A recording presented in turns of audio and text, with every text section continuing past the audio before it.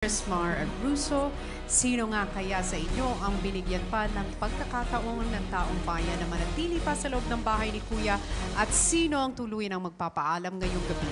Dahil ang pangalan na aking unang babanggitin ay ang siyang mananatili pa sa bahay ni Kuya.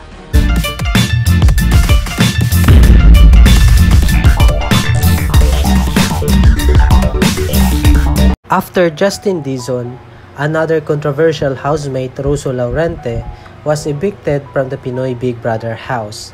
On Sunday's episode of PBB Connect, it was announced that Russo is this season's second evictee after receiving only 4.39% of combined Kumu and text votes.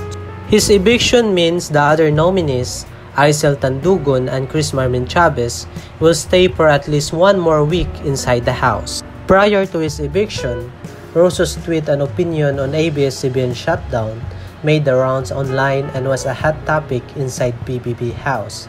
He explained that his opinion was influenced on what he saw on social media. He said that as a person from Mindanao, it was normal for him to express his support to President Rodrigo Duterte. Nag-yes ako sa ABS-CBN shutdown kasi alam mo naman sa social media is grabe makapag-influence. Ang lahat ng friends ko sa social media is from Mindanao at alam mo naman kapag nasa Mindanao, suportahan talaga nila yung, alam mo na, yung nagpasara ng ABS.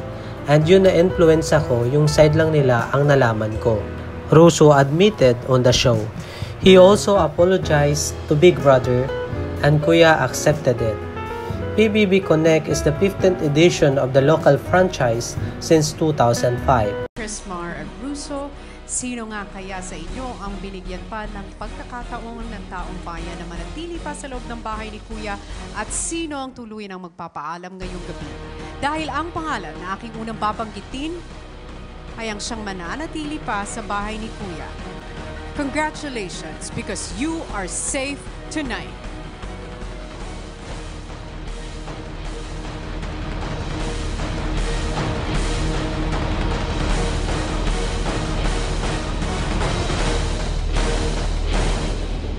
Chrismar, congratulations, and I am sorry, Russo, you have just been evicted from the Big Brother house.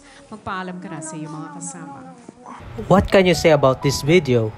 If you want to say something, just comment down below. And if you're new to my channel, please don't forget to subscribe and click the notification bell for you to be updated on my new videos.